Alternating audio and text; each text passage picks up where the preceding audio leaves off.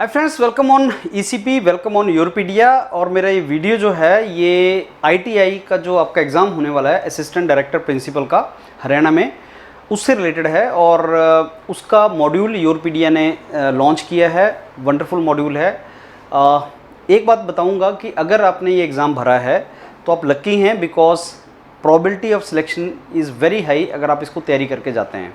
और wonderful jobs हैं and 98 seats आई हैं, जो अपने आप में काफ़ी अच्छा नंबर है। और हरियाणा गवर्नमेंट के जो अभी इलेक्शंस भी आने वाले हैं, 15 सितंबर को प्री है एंड देन मेरे को लगता है बहुत जल्दी इसका मेंस और इंटरव्यू, और अक्टूबर इलेक्शन से पहले हो सकता है जो अक्टूबर का प्रोसेस स्टार्ट होगा उससे पहले ये कुछ डिसीज़न लें। अक्टूबर के बाद ही इलेक्शंस होने हैं।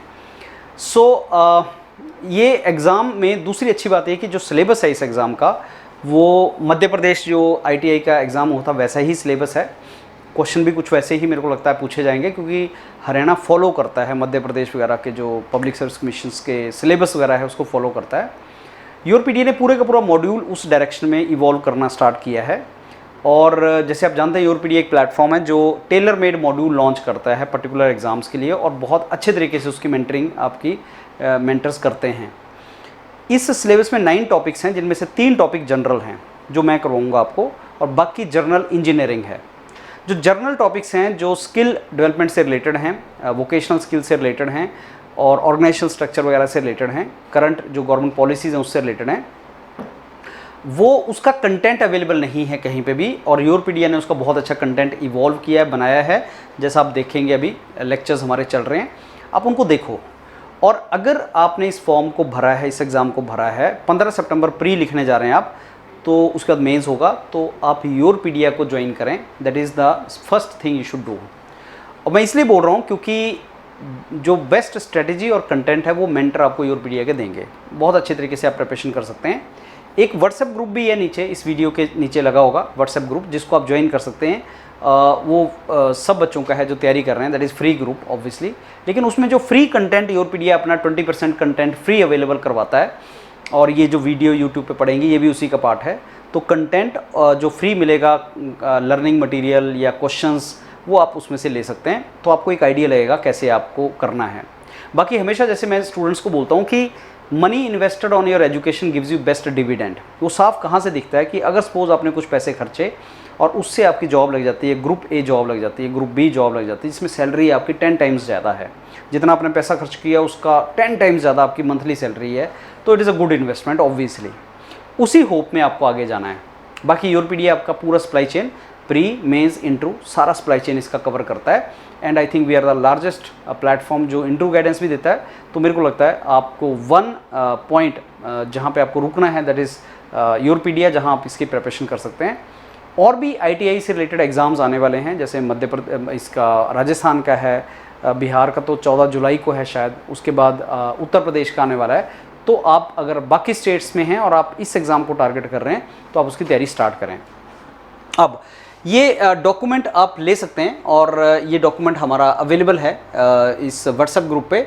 और ये जो था, जो नोटिफिकेशन है जिसकी मैं बात कर रहा हूँ, जिस नोटिफिकेशन के बेस पे ये सारे का सारा मॉड्यूल इवॉल्व हुआ है, वो ये नोटिफिकेशन है जिसमें काफ़ी सीट्स हैं, 98 सीट्स हैं। Group A, group B, principal, vice principal positions, apprenticeship supervisor, senior technician, उसकी जॉब्स ये सारी के सारी हैं। अब इसमें क्वेश्चन और उसके थ्रू कंसेप्ट मैं आपका डिस्कस करूंगा। ये हमारा जो टॉपिक है daily dose, daily learning dose, मतलब हर दिन आपके व्हाट्सएप ग्रुप में कुछ कंटेंट आएगा, आपने उसको गो थ्रू करना है और उसको मैं यहाँ पे कवर करवाऊंगा। तो आज मैंने कुछ टॉपिक्स जो आइडेंटिफाई किए थे, वो एक था जो पहली स्किल यूनिवर्सिटी है इंडिया की, हरियाणा की नहीं, इंडिया की, स्किल डेवलपमेंट के ऊपर ज़्यादा जो पुश करना स्टार्ट किया, वो ये जो मोदी गवर्नमेंट है 2014 में बनी थी, और 2015 में स्किल इंडिया प्रोग्राम स्टार्ट हुआ था। तो उसके बाद स्किल के ऊपर ज़्यादा फोकस हुआ, और उसी के चलते कुछ यूनिवर्सिटीज़ जैसे कुछ इंस्टीट्यूशन भी क्रिएट हुए। तो जो पहली इंडिया की skill university, dedicated skill university थी जो हरियाणा में बनी थी, जिसका नाम है विश्वकर्मा स्किल यूनिवर्सिटी। और ये एक पब्लिक स्टेट यूनिवर्सिटी है, मतलब गवर्नमेंट की यूनिवर्सिटी है। और किस विलेज में है? पलवाल विलेज में है ये, दुधोला गांव में, पलवाल डिस्ट्रिक्ट में। और ये इंडिया की पहली है, हरियाणा की नहीं, इंडिया की पहली स्किल बेस्ड यूनिवर्सिटी है और 2016 में बनी थी। अगर आप लिंक बिठाओगे तो आपको ये पता भी लग जाएगा कि जो गवर्नमेंट बनी थी, मोदी गवर्नमेंट, वो 2016 में बनी थी, 2014 में गवर्नमेंट बनी, 2015 में आपका स्किल इंडिया प्रोग्राम स्टार्ट हुआ और 2016 में हरियाणा में भी बीजेपी गवर्नमेंट थी, खट्टर साहब चीफ मिनिस्टर थे, और उसके बाद ये 2016 में इस यूनिवर्सिटी को बनाया गया। और ये बेसिकली जो यूनिवर्सिटी है इसका अपना एक फीडर स्कूल भी है। अब फीडर स्कूल क्या होता है, जो बेसिकली जहाँ पे skill based education 9th class onward दे दी जाती है, तो बच्चों को उसी टाइम से उनको मेंटरिंग करना स्टार्ट कर देते हैं। और जो न्यू एजुकेशन पॉलिसी है, आपको भी नेशनल एजुकेशन पॉलिसी 2020 के बारे में हमने डिस्कस भी किया है और भी डिस्कस करेंगे। उसमें भी लिखा हुआ है कि आपका जो एजुकेशन सिस्टम है वो 10+2+3 ना होके अब चेंज हो जाएगा, उसको चेंज कर रहे हैं अलग जो एजुकेशनल इंस्टीट्यूट्स हैं, तो skill based education 9th class से वो इम्प्लीमेंट हो जाएगा। इसका मिशन क्या है, इस स्किल यूनिवर्सिटी का जो हमारा यूनिवर्सिटी का नाम श्री विश्वकर्मा स्किल यूनिवर्सिटी है, SVSS जिसका नाम है, तो SVSU सॉरी, उसका मेन मिशन है कि ऐसे basically skill development training modules create करना जिनसे जो कैंडिडेट्स हैं, स्टूडेंट्स हैं, उनका स्किल एनहांस हो और वो सेल्फ एम्प्लॉयड बन सकें। That is the main mission of this. और हिस्टोरिकली अगर देखा जाए तो तक्षशिला और नालंदा, आप जानते हैं हिस्टोरिकली तक्षशिला, नालंदा ऐसी यूनिवर्सिटीज़ हुआ करती थी जहाँ पे बहुत ज़्यादा स्किल एनहांस्ड कोर्सेज़ हुआ करते थे। वर्ल्ड ओवर से लोग आते थे और अपने स्किल एनहांस करने के बाद वो अपने सेल्फ एम्प्लॉयड हुआ करते थे। तो वहीं कहीं ना कहीं वही पॉइंट से मोटिवेट होके ये यूनिवर्सिटी को बनाया गया है। इसके वाइस चांसलर प्रेजेंटली जो हैं श्री राज नेहरू हैं, जो इसके अभी वाइस चांसलर हैं। तो इसका इन्फॉर्मेशन आप अपडेट करना। वैल्यू क्या चीज़ है, अब आपके सिलेबस में एक वैल्यू एनालिसिस चीज़ मेंशन्ड है ITI के सिलेबस में। वैल्यू एनालिसिस से पहले वैल्यू इंजीनियरिंग आता है, तो वैल्यू इंजीनियरिंग और वैल्यू एनालिसिस कहीं ना कहीं आपस में जुड़े हुए हैं। वैल्यू टर्म को समझने की ट्राई करो। अगर सपोज मैंने कोई चीज़ परचेज़ की, जैसे मैंने पेन परचेज़ किया, तो पेन की एक फंक्शनैलिटी होगी, पेन की एक कॉस्ट होगी। अगर वो कॉस्ट में मेरे को फंक्शनैलिटी मिल रही है तो मेरे को इसकी वैल्यू होगी। मान लो ये 10 रुपये का पेन है और जो मेरे को इससे चाहिए फंक्शनैलिटी कि ये लिखे, स्मूथ लिखे, अच्छा लिखे और चले, मतलब काफ़ी दिन चले, ऐसा ना हो कि एक दिन स्मूथ लिखे अगले दिन ना हो, तो ये चले भी, ड्यूरेबिलिटी भी इसकी होनी चाहिए। स्मूथ राइटिंग, ड्यूरेबल राइटिंग इसकी हो, और ये मेरा जो पर्पज़ है अगर सॉल्व कर दे, और 10 रुपये का पेन है तो मेरे को इसकी वैल्यू है। अब मानो कि यही पेन जो 10 रुपये में मेरे को सेटिस्फेक्शन दे रहा है, अगर इसकी कॉस्ट 20 रुपीज़ हो जाए, कॉस्ट तुमने बढ़ा दी, तो मेरे लिए इसकी वैल्यू कम हो जाएगी, बिकॉज अब इसकी कॉस्ट बढ़ गई। या 10 ही रुपये का है लेकिन एक ही दिन लिख रहा है, तब भी इसकी वैल्यू कम हो गई। तो फंक्शनैलिटी पर यूनिट कॉस्ट को वैल्यू बोलते हैं। और वैल्यू इंजीनियरिंग में बहुत ब्रॉड टर्म है। वैल्यू इंजीनियरिंग में हम इन सारे एस्पेक्ट के ऊपर फोकस करते हैं जिससे किसी प्रोडक्ट की हम बेसिकली फंक्शनैलिटीज़ को बढ़ाते हैं, मल्टीप्लाई करते हैं या कॉस्ट कम करते हैं बिना फंक्शनैलिटीज़ को बेसिकली कंप्रोमाइज़ किए। कि अगर हमें को बोल दे कि भाई कोई एक ऐसा फैक्टर है, लेट अस से मैं कोई बोलता हूँ कि कोई एक फैक्टर है, कोई भी एक फैक्टर जिसको मैंने डिफाइन किया है A/B। अब मेरे को अगर फैक्टर को इंक्रीज करना है तो या तो मैं A को इंक्रीज करूं या B को डिक्रीज करूं, या तो मैं A को बढ़ाऊं या B को कम करूं। अब वैल्यू क्या चीज है, मैंने आपको बताया कि वैल्यू की डेफिनेशन जो है वो है फंक्शनैलिटी। फंक्शनैलिटी क्या होता है, क्या काम इसने करना है। फंक्शनैलिटी पर यूनिट कॉस्ट, इसको वैल्यू बोलते हैं। तो अगर मेरे को वैल्यू बढ़ानी है तो या तो मैं फंक्शनैलिटी को बढ़ाऊं या कॉस्ट को कम करूं, या तो मैं जो ये एक्टिविटीज़ करता है, ये जो भी ये प्रोडक्ट है, इसकी जो फंक्शनैलिटीज़ हैं, जो इसके बेसिकली ऑब्जेक्टिव्स हैं, उसको बढ़ाऊं या इसकी कॉस्ट को कम कर दूं, तो इसकी वैल्यू बढ़ जाएगी। तो वैल्यू को बढ़ाने का सारा जो एक्टिविटीज़ जो ताम झाम है उसको वैल्यू इंजीनियरिंग बोलते हैं। अब वैल्यू एनालिसिस क्या है, वो कॉस्ट कंपोनेंट से रिलेटेड है ज़्यादा। वैल्यू एनालिसिस के हम कुछ डाटा इकट्ठा करेंगे, फिर ये देखेंगे कि कहाँ पे कॉस्ट को हम रिड्यूस कर सकते हैं, उसको वैल्यू एनालिसिस बोलते हैं। तो एक दो क्वेश्चन जो हम करेंगे वो उसके बेस पे इसकी थ्योरी मैं आपको नीचे दे रहा हूँ। पर अगर क्वेश्चन बन सकता है तो कैसा बनेगा कि इनमें से कौन सी चीज़ वैल्यू को डिफाइन करती है। मैंने आपको बताया कि वैल्यू होती है फंक्शन डिवाइडेड बाई कॉस्ट, ये इसका डेफिनेशन है पहला। वैल्यू इंजीनियरिंग कंसेप्ट क्रिएट कब हुआ, देखिए जो सेकेंड वर्ल्ड वॉर था, आप जानते हैं सेकेंड वर्ल्ड वॉर कब हुआ, 1939 से लेके 1945 में हिरोशिमा नागासाकी हुआ, न्यूक्लियर ब्लास्ट ऑन जापान, और उसके बाद सेकेंड वर्ल्ड वॉर ख़त्म हो गया। तो सेकेंड वर्ल्ड वॉर के टाइम पे रिसोर्स की कमी आ गई, बहुत रिसोर्स कम हो गया। जब रिसोर्स की कमी आ गई तो हमें सेम फंक्शनैलिटी के लिए कॉस्ट की कमी करनी थी या हमें फंक्शनैलिटीज़ को बढ़ाना था। तो उस टाइम पे जनरल इलेक्ट्रिकल में ये वैल्यू इंजीनियरिंग का कंसेप्ट आया, और उसका मेन पर्पस था कि हमें अब ज़्यादा से ज़्यादा अपॉर्चुनिटीज़ रिक्वायर्ड थी, ज़्यादा से ज़्यादा हमें अच्छी डिवाइसेस चाहिए थी, लेकिन कॉस्ट हम नहीं भी दे सकते थे। तो सेकेंड वर्ल्ड वॉर में जो जनरल इलेक्ट्रिकल है वहाँ पे ये वैल्यू इंजीनियरिंग का कंसेप्ट इवॉल्व हुआ। होता क्या है वैल्यू इंजीनियरिंग? वैल्यू इंजीनियरिंग होता है कि हम नेसेसरी फंक्शंस जो किसी प्रोडक्ट या किसी सर्विस में चाहिए, उन फंक्शंस को हम कम से कम कॉस्ट में अगर दे पाएँ तो उसको, उस चीज़ का आप वैल्यू इंजीनियरिंग से रिलेट कर सकते हैं, वो उसका वैल्यू इंजीनियरिंग होता है। वैल्यू इंजीनियरिंग फोकस किस पे करता है? तो वैल्यू इंजीनियरिंग किसी भी कंपोनेंट, प्रोडक्ट, सर्विस की फंक्शनैलिटी कि वो काम क्या करेगा, कॉस्ट कितने में वो आएगा, और उसके अल्टरनेट क्या हो सकते हैं। एक्सचेंज मतलब अल्टरनेट क्या हो सकता है कि अगर ये नहीं तो ये चीज़ ले लो, अगर ये नहीं तो यही काम ये भी कर देगा, कम कॉस्ट पे कर देगा। जैसे सपोज आप एक बुक लेने जाते हैं, आपको पता लगता है 1500 रुपये की बुक है, सेकंड हैंड मार्केट में गए वही बुक 500 रुपये की है, 500 रुपये की, और पेज भी ठीक है, थोड़ा बहुत लिखा हुआ है, अंडरलाइन किया है, लेकिन ठीक है। तो सेम बुक, सेम कंटेंट 1500 रुपये में ना मिलकर मेरे को 500 रुपये में मिल रहा है, तो मेरे को उसकी वैल्यू ज़्यादा है। मैंने क्या ढूंढ लिया? अल्टरनेट। अल्टरनेट मीन्स मैंने उसका एक्सचेंज ढूंढ लिया, जो एक्सचेंज में मेरे को 500 रुपये की मिली, तो मैंने कॉस्ट कम कर दी, फंक्शनैलिटी सेम रही, वैल्यू बढ़ गई। तो ये सारे का सारा वैल्यू इंजीनियरिंग होता है। इसी तरीके से इसको हम डिस्कस करते हैं। अब आ जाते हैं कि वैल्यू इंजीनियरिंग होता क्या है। वैल्यू इंजीनियरिंग है कि हमें नेसेसरी फंक्शन प्रोवाइड करने हैं किसी भी प्रोडक्ट में, प्रोजेक्ट में, सर्विसेज में, लोएस्ट कॉस्ट पे। तो इसमें क्या किया जा सकता है वैल्यू इंजीनियरिंग में? अगर हम बेसिकली फंक्शनैलिटी एनहांस करना चाहते हैं, कॉस्ट कम करना चाहते हैं, तो क्या क्या सोच सकते हैं कि और कौन सा मटेरियल हम लगाएं, और कौन सा मेथड हम यूज़ करें, लेस एक्सपेंसिव अल्टरनेट क्या हो सकते हैं, फंक्शनैलिटी को कंप्रोमाइज़ नहीं करना है।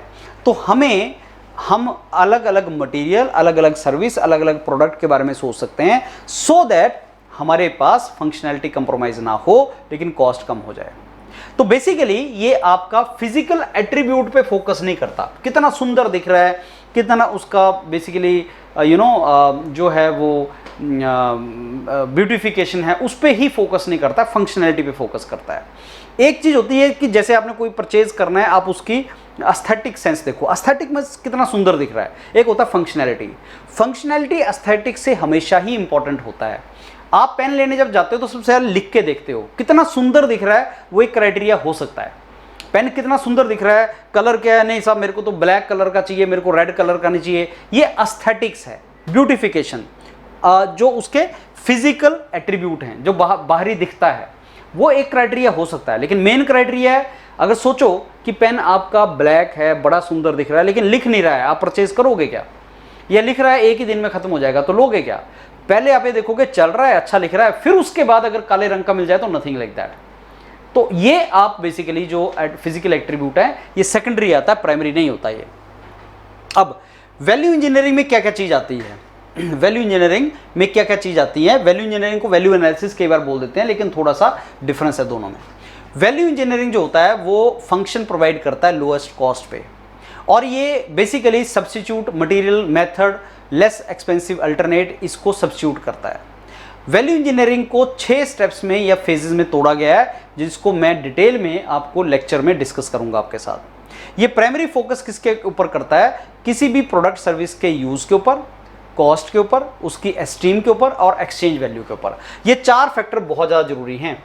किस पे फोकस करता है? Use means functionality.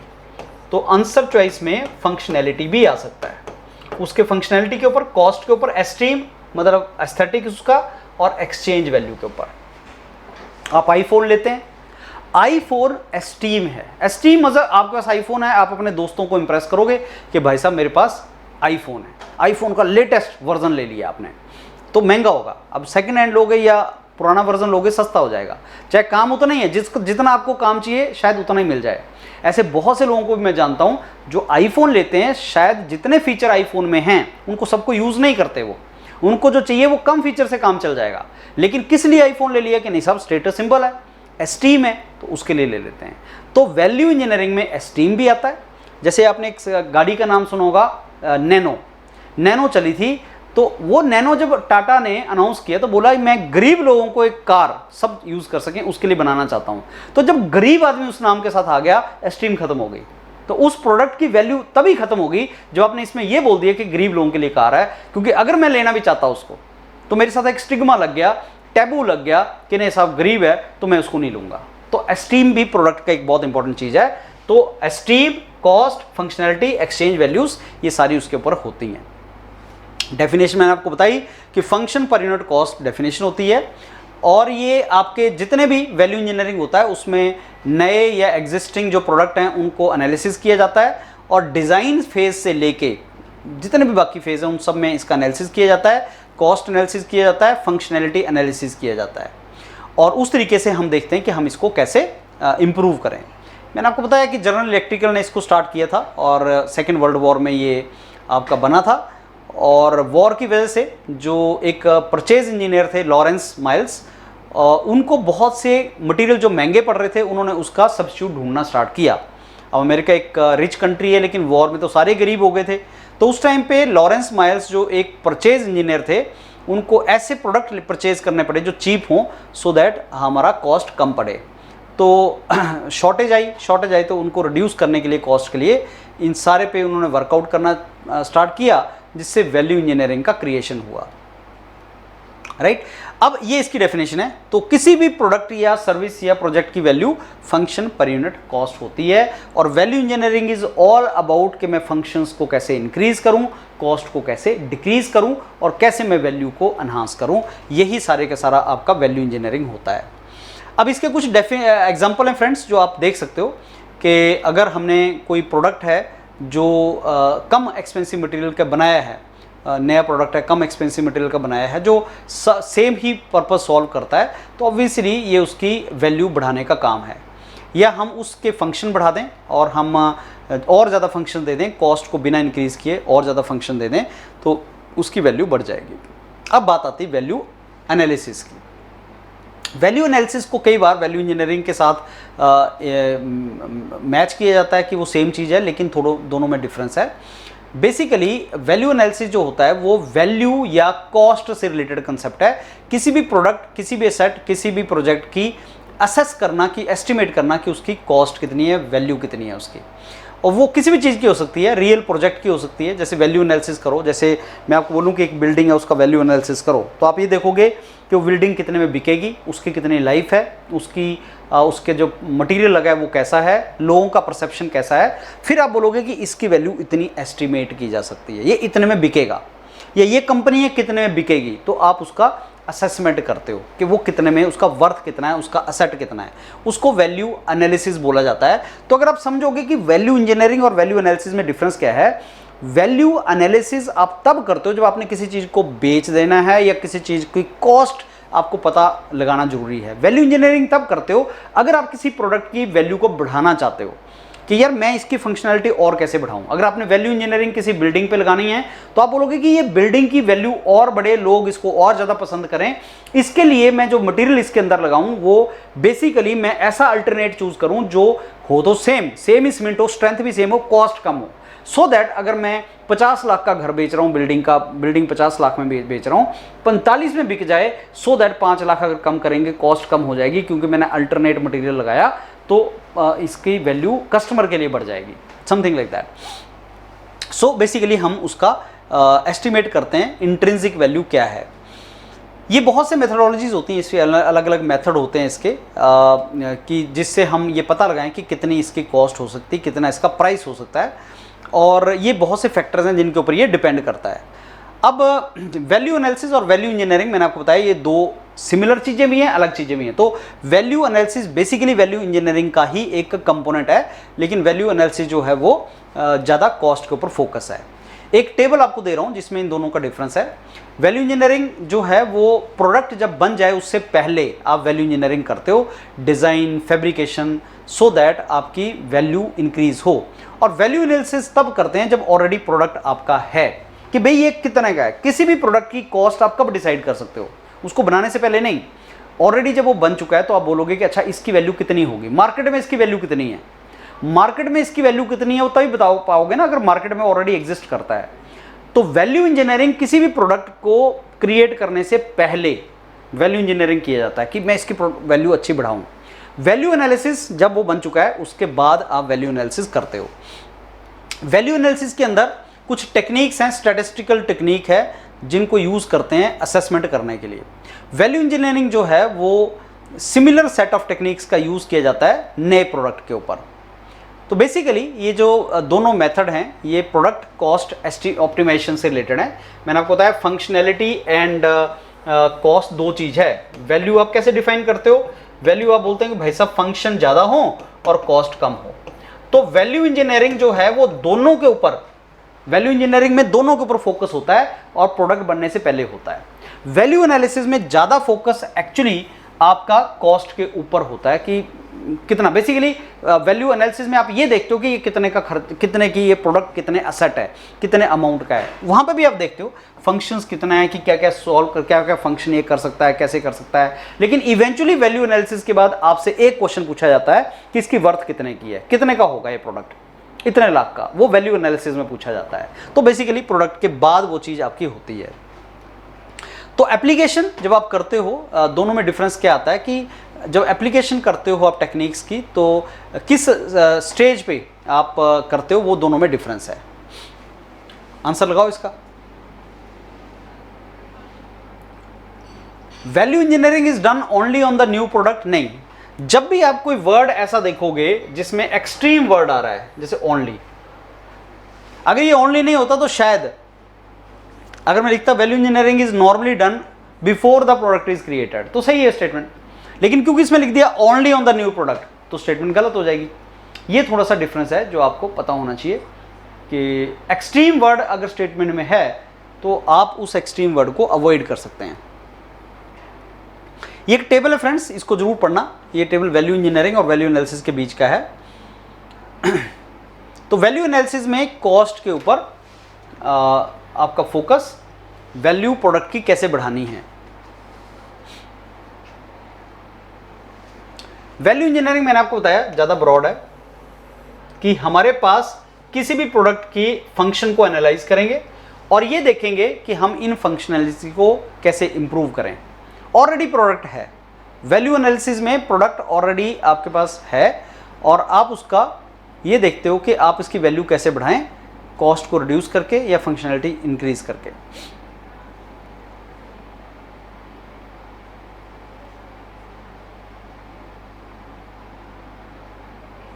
राइट, सो ये जो हमने पहले डिस्कस किया उसी में ये आप एक पूरा टेबल जो यहाँ पे दिया है इस नोट्स में, इस टेबल को आप एक बार गो थ्रू कर लें, आपको इसका आइडिया लग जाएगा। आज एक नया जो एडिशनल टॉपिक आज के लिए था वो था प्रधानमंत्री कौशल विकास योजना। कौन सी मिनिस्ट्री के अंडर आता है इसको हम डिटेल में पढ़ेंगे, मैं आपको उसकी डिटेल वीडियो भी एक बनाऊंगा। तो ministry of skill development and entrepreneurship के अंदर आता है। कब बना था ये? ऑब्वियसली स्किल डेवलपमेंट जो प्रोग्राम था वो 15 में आया, तो ये 15-16 में ही बना। कौन इसको इंप्लीमेंट करता है? प्रधानमंत्री कौशल विकास योजना को नेशनल स्किल डेवलपमेंट कॉर्पोरेशन, जो मैं नेक्स्ट लेक्चर में थोड़ा सा बताऊंगा, NSDC इसको इंप्लीमेंट करता है। ऑब्जेक्टिव क्या है इसका? ऑब्जेक्टिव ये है, ये बेसिकली स्किल सर्टिफिकेशन स्कीम है और ये यूथ को इंडस्ट्री से रिलेटेड स्किल की ट्रेनिंग देता है सो दैट उनको बेटर लाइफ मिल सके, जॉब्स मिल सकें। और इसके अंदर बेसिकली एक मॉनेटरी अवार्ड भी होता है जो ट्रेनिंग, क्वालिटी ट्रेनिंग मिलेगी और अगर आपने अच्छा किया तो मॉनेटरी आपको अवार्ड या रिवॉर्ड भी मिलेगा। 8,000 रुपये मिलता है एक पर्सन को। एंड अगर किसी के पास वेज अर्नर है, जो वेज अर्नर जो ऑलरेडी जिनके पास कुछ स्किल है, उनको भी इस स्कीम में डाला जा सकता है और उनको भी अमाउंट कुछ इसमें दिया जाता है। तो बेसिकली अमाउंट दिया जाता है, रिवॉर्ड दिया जाता है और नेशनल स्किल डेवलपमेंट कॉर्पोरेशन इस प्रधानमंत्री कौशल विकास योजना को इंप्लीमेंट करता है। इसके कंपोनेंट क्या हैं? एक तो शॉर्ट टर्म ट्रेनिंग है, ये school and college drop out और अनएम्प्लॉयमेंट लोगों के लिए है, ड्रॉप आउट्स के लिए और अनएम्प्लॉयमेंट लोगों के लिए ये प्रधानमंत्री कौशल विकास योजना ये की जाती है।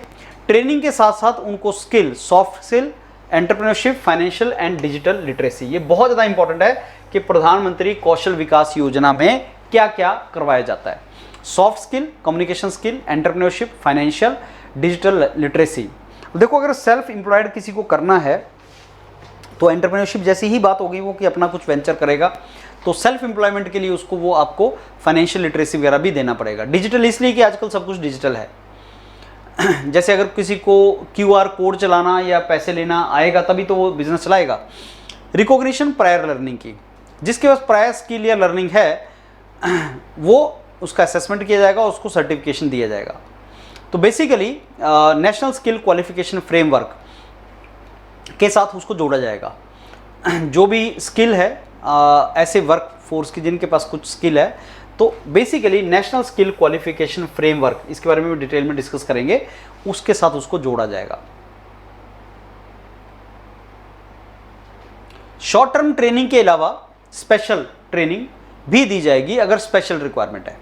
तो शॉर्ट टर्म ट्रेनिंग तो नॉर्मल चीज़ों की है, ये तो जो हर किसी को चाहिए, लेकिन यहाँ पे अगर कोई स्पेशल ट्रेनिंग की रिक्वायरमेंट है, आप देखा जैसे इजराइल में बहुत से इंडियन गए, अभी इजराइल की जब लड़ाई हुई तो इजराइल में काम करने के लिए बहुत से लोग गए। अगर सपोज वहाँ पे पर्टिकुलर किसी चीज़ की रिक्वायरमेंट है कि जब ये लोग आएँ इनको ये आना चाहिए, तो बेसिकली वो चीज़ भी करवाई जाती है। कौशल एंड रोजगार मेला, ऐसे ये कंडक्ट किए जाते हैं, फेयर कंडक्ट किए जाते हैं हर 6 महीने के बाद, और उसमें ऐसे फेयर में ऐसे लोग जिनकी स्किल है उनको पार्टिसिपेट करवाया जाता है, सो दैट उनको अपॉर्चुनिटी मिल सकें, जॉब मिल सकें। प्लेसमेंट, जब आपने ट्रेन कर दिया उनको तो ऑब्वियसली सर्टिफाई कर दिया, ट्रेन कर दिया, इस स्कीम के थ्रू आपने उनको ट्रेन किया, फिर आपने उनको रिवॉर्ड या अवार्ड किया, अगर उन्होंने अच्छा काम किया फिर उनको सर्टिफिकेट्स मिलते हैं, और सर्टिफिकेट के बाद आप उनको प्लेसमेंट में भी हेल्प करते हो। क्वालिटी कैसे मेंटेन करेंगे प्रधानमंत्री कौशल विकास योजना की, इसमें self auditing of the reports, call validation, surprise visits, ऐसे कुछ कंपोनेंट हैं। तो बेसिकली जितना भी स्कीम का इम्प्लीमेंटेशन है वो स्किल डेवलपमेंट मैनेजमेंट सिस्टम के अंडर इसका मॉनिटरिंग होता है। मॉनिटरिंग होना इसलिए बहुत ज़रूरी है बिकॉज अगर मॉनिटरिंग नहीं होगा तो ये जितने भी गवर्नमेंट के फंड्स हैं या गवर्नमेंट के रिसोर्स हैं वो वेस्ट हो जाएंगे, उनका बेनिफिट नहीं होगा। तो कौन करता है प्रधानमंत्री कौशल विकास योजना को implement? National skill development corporation. क्या क्या इसके लर्निंग कंपोनेंट हैं? सारे, soft skill, entrepreneurship, financial and digital literacy.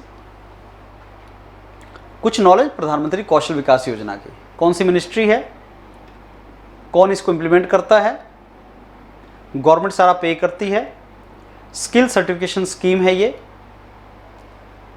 तो इंडस्ट्री रिलेटेड स्किल आपको दी जाएगी, सर्टिफिकेट आपको मिलेगा, अगर प्रायर लर्निंग है तो उसको रिकॉग्निशन मिलेगा।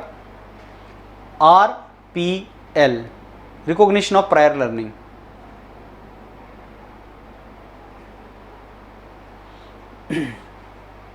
इंडिविजुअल प्रायर लर्निंग जो होता है उनका असेसमेंट किया जाता है। सो ये नेशनल स्किल क्वालिफिकेशन फ्रेमवर्क क्या है, इसको मैं नेक्स्ट क्लास में आपके साथ डिस्कस करूंगा। तो फ्रेंड्स आज के लिए यही एक छोटा सा कंपोनेंट था, रिवाइज करो। मैंने आपको बताया कि ये वंडरफुल अपॉर्चुनिटी है आपके पास एक अच्छी जॉब लेने के लिए और एक अच्छी जॉब में जाने के लिए, और अगर आप अच्छी तैयारी करेंगे आई एम वेरी श्योर आप इसमें जा सकते हैं। और ज़्यादा से ज़्यादा ITI में principal, vice principal, apprentice, supervisor, इनकी जॉब्स आने वाली हैं बहुत सी स्टेट्स में, खासकर उत्तर प्रदेश जैसी स्टेट्स में। तो आप उनके साथ जुड़िए, आप इनको तैयारी करना स्टार्ट करिए। योर PDF पे इसका डेडिकेटेड अब टेलर मेड मॉड्यूल अवेलेबल है, आप इसको प्रिपेयर करो फ्रेंड्स। अगर आपको लगता है 6 महीने 3 महीने के बाद कोई ऐसा एग्जाम आने वाला है तो आप इसको प्रिपेयर करो सो दैट आप इसको कन्वर्ट कर सको। और ये जो मॉड्यूल है जनरल इंजीनियरिंग और इसका कंपोनेंट मिला के है, आगे इंटरव्यू भी होगा। अगर आपका ये रिटन एग्जाम में सिलेबस नहीं है किसी स्टेट में तो इंटरव्यू में आपसे जरूर पूछा जाता है कि क्या आपने प्रधानमंत्री कौशल विकास योजना के बारे में सुना है। तो जब आप अच्छे तरीके से तैयारी करेंगे तभी आप इसको कन्वर्ट कर पाएंगे। All the very best, thank you.